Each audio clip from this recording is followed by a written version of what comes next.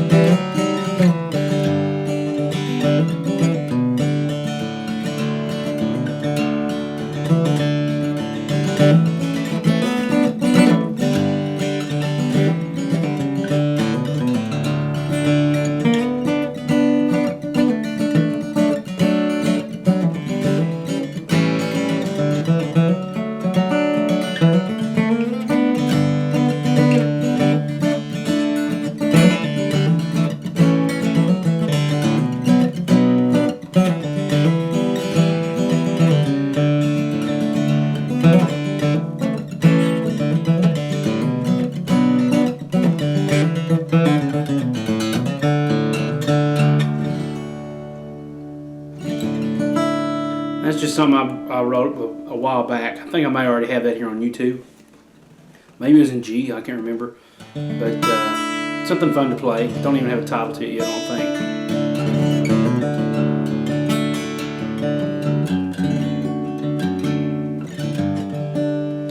Let me show you how that goes real quick. That's a, not the song, but just that little change. Usually in drop D, to get to that E, or excuse me, that G, you want that little F sharp walk up. You can either do it like that, which I recently learned from the Homeless Heart, I think is what it's called, from Sidewalk Prophets. That's kind of awkward. I used to do it just with an A. I like that because it adds a little bit of a F sharp minor there. F sharp minor 7. But there's another way I do it. There's a song that I've done called Acoustic Attitude, and it may be on YouTube. If it is, it's an old video. But I do a little walk up here. It's like that. So I do a D here.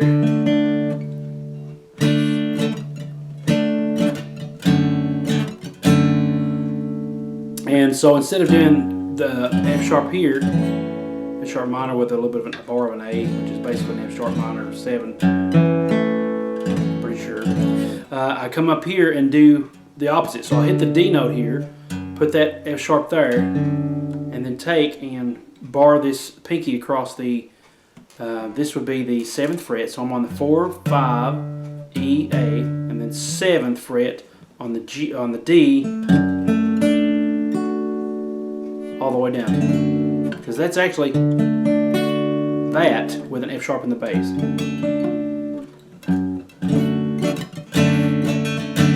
Then you can go to that D, that G there for the drop D.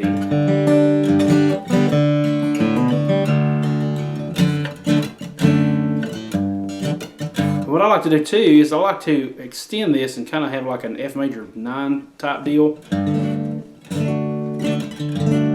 like that. So I could do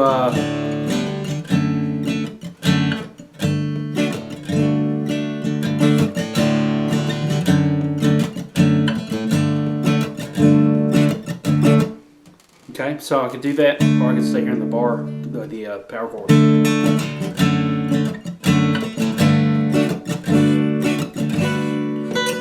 Add that extra note there, which I believe is the major 6th. So back to some more noodling around, and then I'll probably call it quits because I'm running out of ideas. The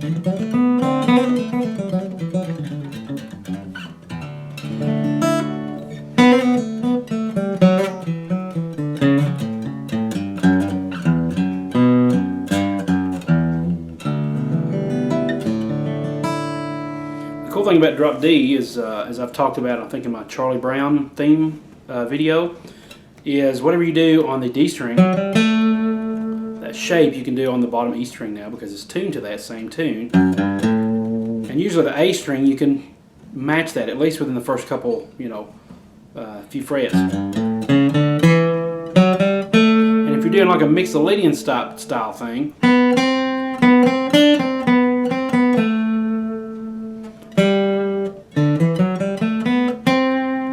flat at 7th, you can keep the same shape all the way.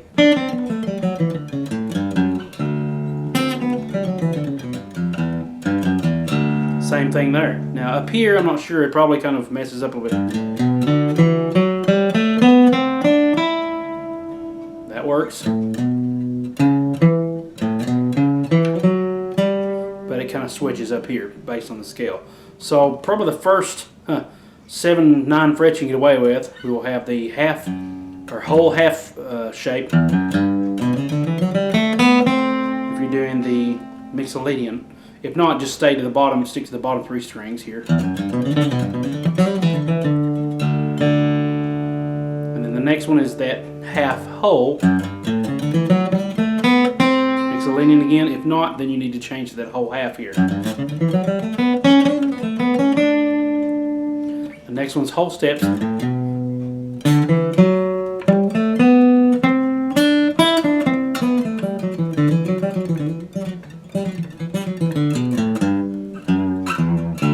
Okay, so that's between the 5, 7, 9 frets. If not, then you have to come up half a step here and do the half whole.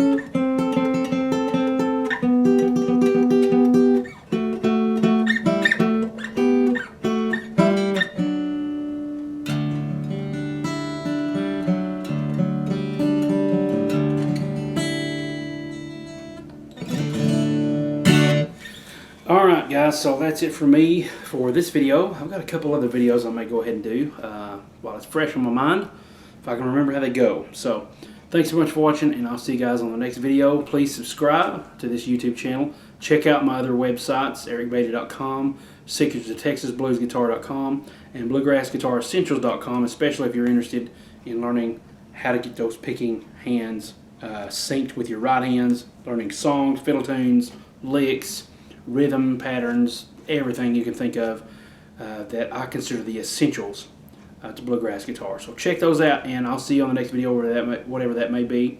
Thanks so much for watching, and I'll talk to you guys later. God bless.